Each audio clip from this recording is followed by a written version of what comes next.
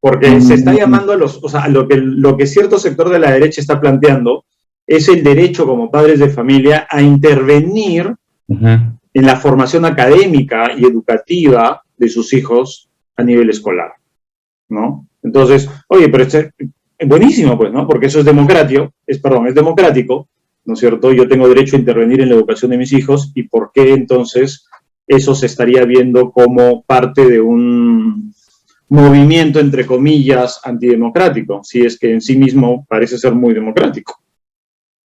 Yo creo que se está viendo como algo, como una contrarreforma, o como algo retrógrado, primero por quiénes son los que presentaron esta iniciativa, y porque sus intereses son claros, ¿no?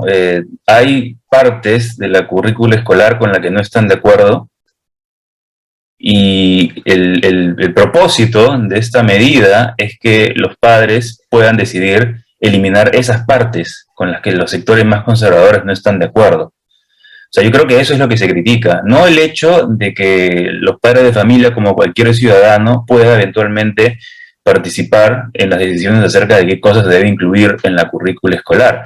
Tener cierto grado de participación, sí. Obviamente no decidir por completo qué se pone y qué no, porque eso también ahí también tienen que participar educadores, pedagogos, sociólogos, historiadores, lingüistas, filósofos, abogados, o sea, cualquier persona capacitada desde su propia perspectiva, informada acerca de qué es lo más adecuado para la formación de un niño en los distintos periodos de aprendizaje, tiene que tomar un rol. O sea, no puedes darle tu carta blanca para que la última decisión la tengan los padres de la PAFA, donde la PAFA posiblemente esté conformada por sectores ultra religiosos y ultra conservadores, porque ahí tú ya sabes qué es lo que va a ocurrir.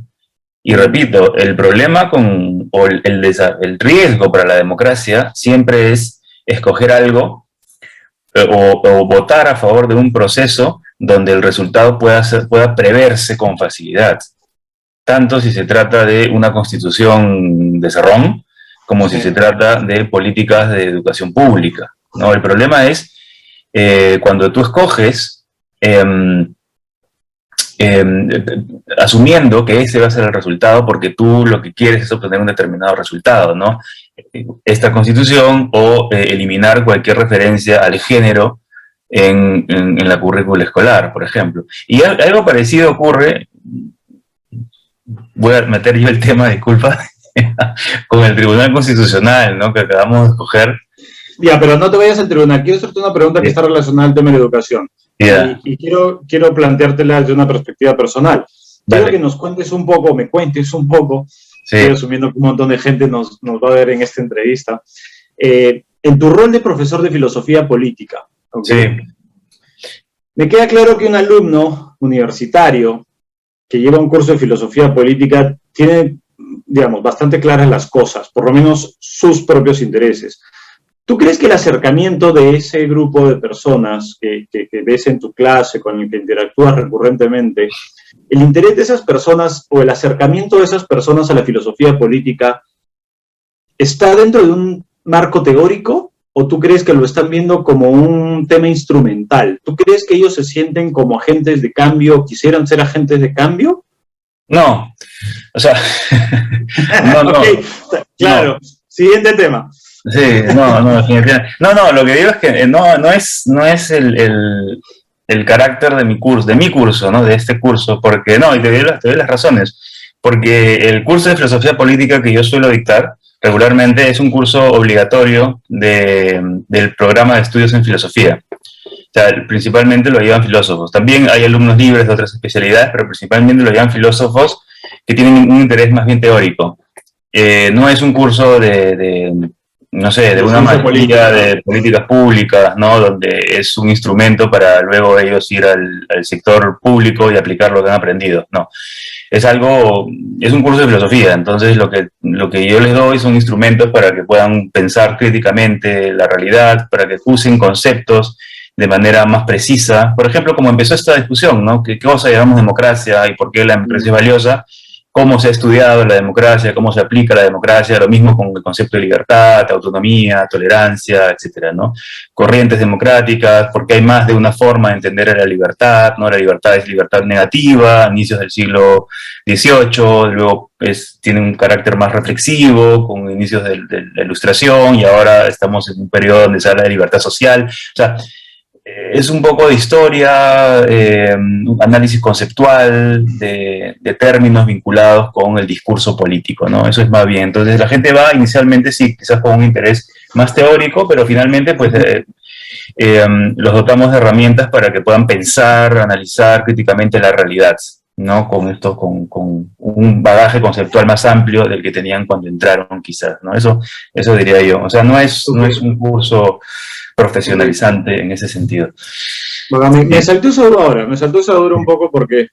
Sí, ahora sobre el tema del tribunal. Del que estábamos conversando antes, de la currícula escolar, es un tema que a mí me afecta directamente, o me afectaba, porque yo no sabía, pero un día me enteré, estoy hablando del 2018 por ahí, un día me enteré de que un texto mío, que yo había colgado en mi portal, en mi grupo de investigación en Disonancia, un texto mío había sido incluido en un libro para cuarto de secundaria, creo, en todos los colegios nacionales, ¿no? Obviamente no me habían preguntado, no importa, porque ponían la referencia, ¿no? De dónde lo habían sacado, y eso es suficiente, o sea, me citaron, no hay plagio ni nada. Pero en realidad yo no me enteré porque... Cumple con la originalidad. Cumple con la originalidad, sí. 0% de coincidencia en las conclusiones. Bien, pero 43% en el resto del texto. Qué locura.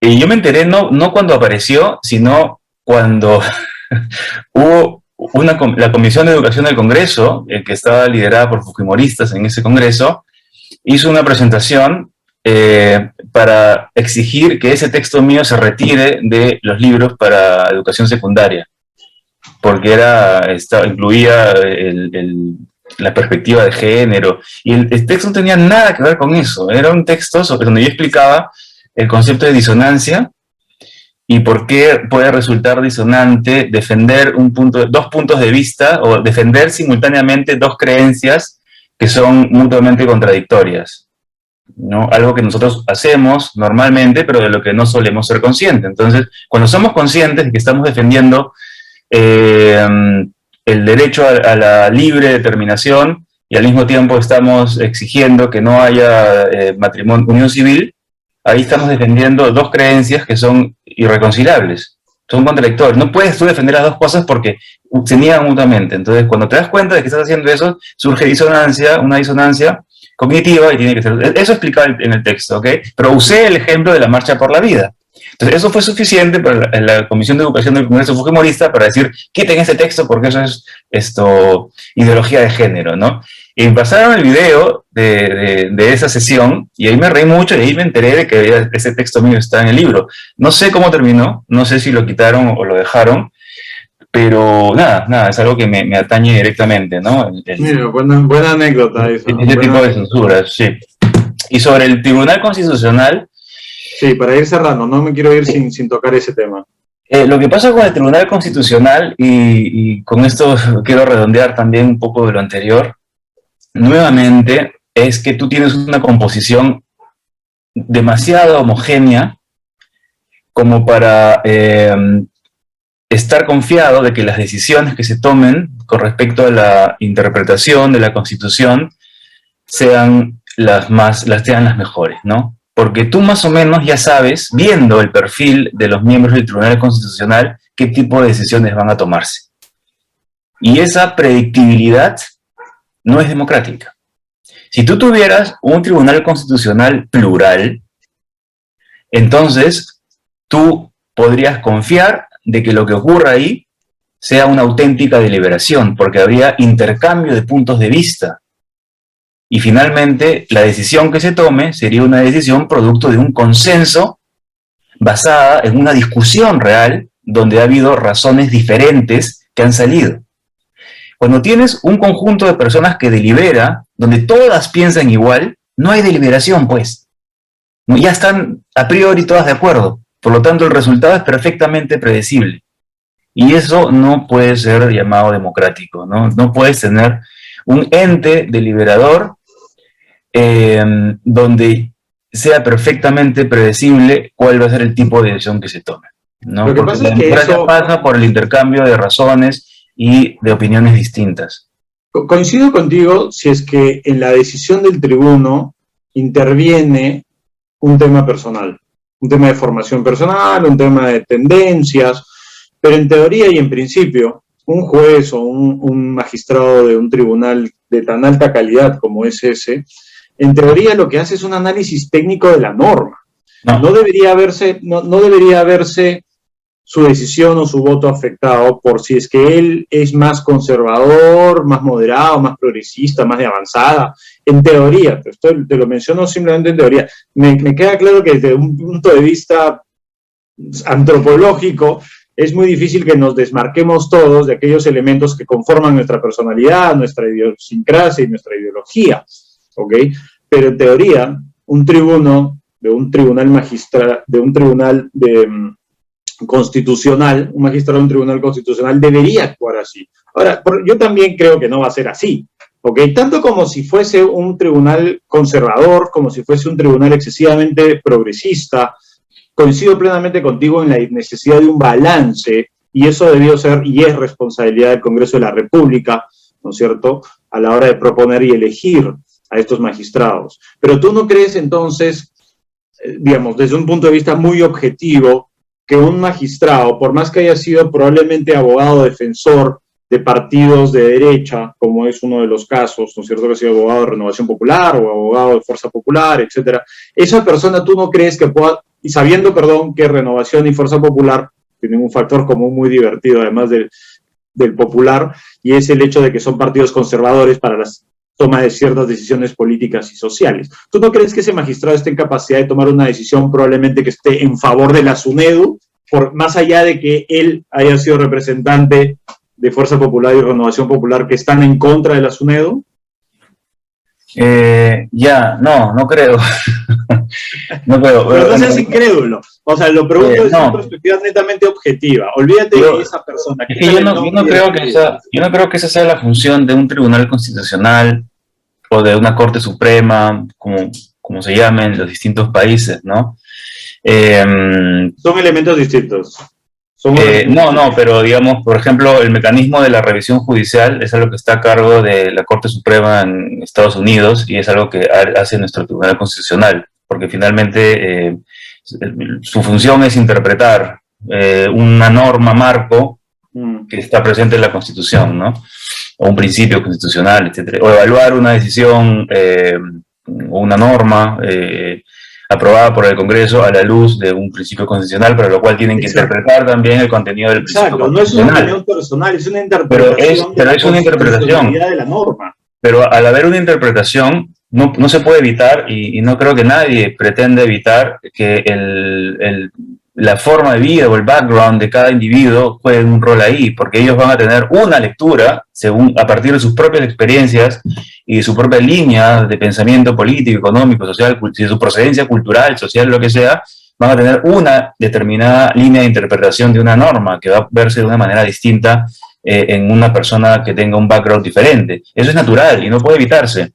O sea, no hay una pura objetividad en el modo como interpretamos una norma, si no, no habría interpretaciones. ¿No? ¿Por qué hay jueces? No, los jueces no solamente aplican el derecho, los jueces interpretan el derecho y dan una lectura del derecho. Y hay distintos perfiles de distintos jueces que tienden a tomar decisiones que van en uno u otro sentido. No en vano, en el sistema anglosajón, los jueces tienen también una función legislativa. Las decisiones judiciales se convierten en derecho. ¿Por qué? Porque se está prestando atención a la subjetividad de la persona.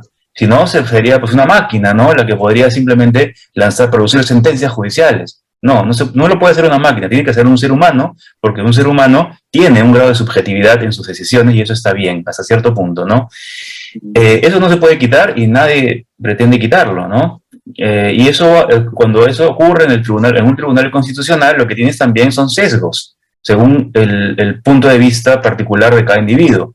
Cuando tienes un montón de individuos que tienen el mismo sesgo, entonces ya no hay democracia, ¿no? La homogeneidad es el enemigo principal de la democracia. porque la democracia tiene que ser plural. La diferencia es lo que le da vida a la democracia, no el pensamiento único. Y lo que tenemos ahora es un tribunal constitucional basado en un pensamiento único. Ya está.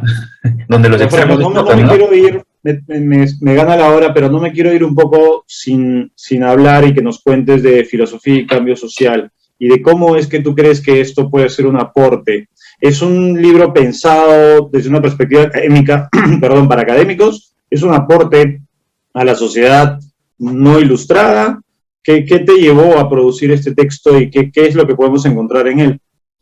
Ya, este libro que edité hace un par de meses es una compilación de ensayos de varios autores,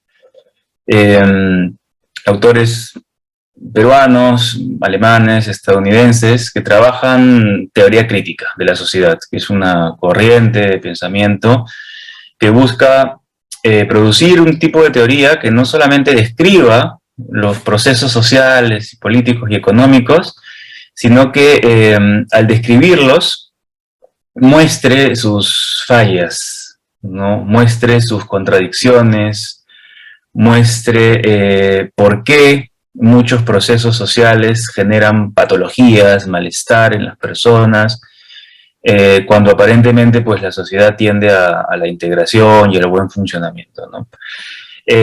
Lo que me impulsó a editar este libro es lo mismo que me impulsó a estudiar este tipo de teorías, ¿no? Y es algo que, una curiosidad que creo que muchos tenemos, ¿no? Que es ver por qué, a pesar de que los discursos oficiales, en el caso peruano, el discurso que estuvo muy, muy vigente durante el segundo gobierno de García, que era un discurso positivo, optimista, desarrollista, ¿no? De que estamos a un paso de convertirnos en Suiza, ¿no? Solamente hay que seguir avanzando en esta dirección. ¿Por qué, a pesar de este tipo de discursos donde todo está bien, simplemente hay que esforzarnos más en la misma dirección? ¿Por qué, sin embargo, hay tanto malestar individual, tanto sufrimiento, aumento de tasas de suicidio, depresión, ¿no? Patologías a todo nivel? Entonces, esa contradicción entre un discurso oficial que nos dice que debemos seguir en la misma línea, por el mismo camino, para ser todos felices y desarrollados, que contrasta con lo que realmente experimentan los individuos, que es frustración, depresión, tristeza, ira, agresividad, etcétera, etcétera, es lo que a mí me interesaba estudiar siempre, ¿no? Y este libro está pensado para miembros de la academia filosófica, política, o está pensado para el ciudadano de a pie. No, yo creo que vamos a acercarnos a ese trabajo. Yo creo que los textos del libro, en su mayoría, bueno, requieren, sí, un grado de concentración y de dedicación más alta de la que se necesitaría para ver una serie de Netflix, definitivamente. Eso no habla bien de tu libro, ¿eh? No le acabas de echar un piropo. Una mala serie de Netflix, entonces. Un poco más de concentración para leer una novela. ¿Cómo? O de lo que se necesitaría. Un poco más de concentración que Game of Thrones. Para leer una novela, sí, o sea, un poquito, pero yo creo que se deja leer muy bien, ¿no? Son textos que no tienen un uso mínimo del lenguaje técnico, pero yo creo que están redactados de manera que cualquier persona interesada en estos temas podría entender y disfrutar. ¿Y dónde lo podemos encontrar? El libro está en todas las librerías del país. Se puede comprar vía online en las páginas web de las librerías, no todas, ¿no? No voy a hacer propaganda, pero está en todas. Se puede comprar, tranquilo, que no hay ningún problema. A mí me interesa que se comparte el conocimiento, dinos dónde ir y vamos. Se puede comprar en las mismas librerías, bueno, está en Comunitas, me imagino, en el Virrey, en Heraldos Negros. Se puede comprar en físico a través de la página web. Se pide y se lo mandan a la casa, como cualquier otro libro. Página web? ¿Cuál página web? En las páginas web de estas librerías, no, de todas, ¿no? Y también en la página web del Fondo Editorial, que fue publicado por el Fondo Editorial de la Universidad Católica. Okay. Y también se puede comprar vía online la versión como ebook, ¿no? O sea, en físico y también está como ebook. Buenísimo, buenísimo. Sí. Genial, Gianfranco. Oye, evidentemente ha sido bastante más largo de lo que pensé, pero me voy bien satisfecho. Creo que es una conversación bien interesante. Hemos tocado un montón de puntos y creo que con la tercera es la vencida. Sí, con un hilo conductor. Yo me siento que hemos tenido un hilo conductor que es transversal a cualquier a cualquier elemento social o a cualquier proceso social que es el tema de la democracia, ¿no? Me gustaría que en algún momento podamos conversar un poco más exclusivamente del concepto de democracia, porque es una palabra que se llena muchas bocas y que realmente en vez de procesar y digerir, se están atorando en un montón de gargantas, no se está procesando correctamente y se está mancillando desde mi perspectiva el modelo político, el sistema político que es el único que nos queda. Porque ya hemos pasado por los demás, hemos pasado por autocracias, por totalitarismos, por dictaduras, no particularmente por anarquías, pero hay muchos ejemplos que nos han demostrado que el gobierno de pocos para muchos falla, ¿no? Y que efectivamente se requiere un modelo de participación mucho más intenso. Creo que el Perú, desde mi perspectiva como república fallida, cumple con ese punto. Creo que uno de los graves errores que hemos cometido históricamente, y no hablo de los últimos 200 años, probablemente los últimos 500, es de no haber nunca tenido un proceso correcto en términos de inclusión de distintas minorías, inclusive de mayorías. En un país andino como el que somos nosotros, ¿no? Es la mayoría la que no está siendo involucrada, la que nunca ha sido considerada en el proceso de participación, y creo que por eso es que tenemos una fractura.